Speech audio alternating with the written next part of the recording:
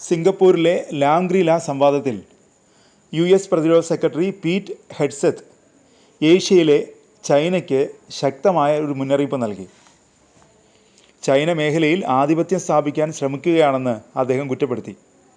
ഈ ഭീഷണിയെ ചെറുക്കാൻ US-ൻ്റെ സഖ്യകക്ഷികൾ പ്രതിരോധ ചെലവുകൾ വർദ്ധിപ്പിക്കണമെന്നാണ് അദ്ദേഹം ആവശ്യപ്പെട്ടത്. ഇൻഡോ പസഫിക് മേഖലയിലെ ശക്തി സന്തുലനം മാറ്റാൻ ചൈന സൈനിക ശക്തി ഉപയോഗിച്ച് തയ്യാറെടുക്കുകയാണെന്നും ഹെഡ്സെത്ത് ആരോപിച്ചു. ഞങ്ങൾ യുദ്ധം ആഗ്രഹിക്കുന്നില്ല, പക്ഷേ ആവശ്യമെങ്കിൽ പോരാടാൻ തയ്യാറാണ്, ഹെഡ്സെത്ത് വ്യക്തമാക്കി. തായ്വാനെ ബലമായി പിടിച്ചെടുക്കാൻ ചൈന ശ്രമിച്ചാൽ മേഖലയ്ക്കും ലോകത്തിനും വിനാശകരമായ പ്രത്യാഘാതങ്ങൾ ഉണ്ടാക്കുമെന്നും അദ്ദേഹം മുന്നറിയിപ്പ് നൽകി. ചൈനീസ് ജനതയോടും അവരുടെ സംസ്കാരത്തോടും അമേരിക്കയ്ക്ക് ബഹുമാനമുണ്ടെന്നും അദ്ദേഹം വ്യക്തമാക്കി. പിന്നാലെ കടുത്ത ഭാഷയിൽ തന്നെ ചൈന US-ന് മറുപടിയും നൽകി. ചൈനീസ് ഉദ്യോഗസ്ഥർ ഈ ആരോപണം തള്ളിക്കളഞ്ഞു. തായ്വാൻ്റെ കാര്യത്തിൽ അമേരിക്ക തീ കൊണ്ട് കളിക്കരുതെന്നും ചൈന മുന്നറിയിപ്പ് നൽകി.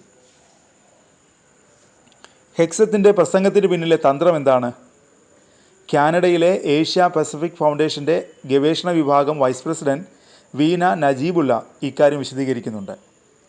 അമേരിക്കയെ വിശ്വസ്തനായൊരു പങ്കാളിയെ അവതരിപ്പിക്കുകയാണ് ഹെഡ്സെത്തിൻ്റെ ലക്ഷ്യമെന്ന് വീന വിശദീകരിച്ചു. ഓസ്ട്രേലിയ, ജപ്പാൻ, സിംഗപ്പൂർ, തായ്വാൻ തുടങ്ങിയ സഖ്യകക്ഷികൾക്ക് ഈ മേഖലയിൽ അമേരിക്കയുടെ ഇടപെടൽ തുടരുമെന്ന ഉറപ്പാണ് അദ്ദേഹം നൽകിയത്. ചൈനയുടെ നിർബന്ധിത ആക്രമണാത്മക നടപടികൾക്കെതിരെ അമേരിക്ക പിന്മാറില്ലെന്ന് വ്യക്തമാക്കുകയായിരുന്നു ഹെഡ്സെത്തിൻ്റെ പ്രസംഗത്തിൻ്റെ പ്രധാന ലക്ഷ്യം.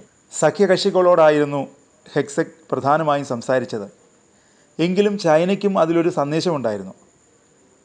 എന്നാൽ ചൈനീസ് പ്രതിനിധികൾ ഈ പരിപാടിയിൽ പങ്കെടുത്തിരുന്നില്ല.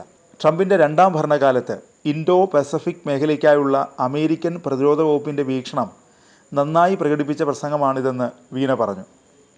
ബൈഡൻ ഭരണകൂടത്തിൻ്റെയും ട്രംപിൻ്റെ ആദ്യകാല ഭരണകാലത്തിൻ്റെയും ചില നയങ്ങളുമായി ഇതിന് തുടർച്ചയുണ്ട്. എന്നാൽ ഒരു പ്രശ്നമുണ്ട്. അമേരിക്കയുടെ പ്രതിരോധ നയം അതിൻ്റെ സാമ്പത്തിക നയങ്ങളുമായി പൊരുത്തപ്പെടുന്നില്ല. ഈ വ്യാപാര നടപടികൾ സഖ്യകക്ഷികളുടെ സമ്പദ് വ്യവസ്ഥയെ ദുർബലപ്പെടുത്തുന്നു. 5% പ്രതിരോധ ചെലവെന്ന അമേരിക്കയുടെ ആവശ്യം ജപ്പാൻ, ഓസ്ട്രേലിയ പോലുള്ള രാജ്യങ്ങൾക്ക് നടപ്പാക്കാൻ ബുദ്ധിമുട്ടാണ്. ഈ വൈരുദ്ധ്യം അമേരിക്കയുടെ വിശ്വാസ്യത കുറയ്ക്കുന്നു. ഇത് ചില രാജ്യങ്ങളെ ചൈനയോട് കൂടുതൽ അടുക്കാൻ പ്രേരിപ്പിക്കുന്നു. ഏഷ്യയിൽ ചൈന ഒരു ആധിപത്യ ശക്തിയാകുന്നത് തടയാനുള്ള അമേരിക്കയുടെ ലക്ഷ്യത്തെ ഇത് ദുർബലപ്പെടുത്തുകയും ചെയ്യുന്നു.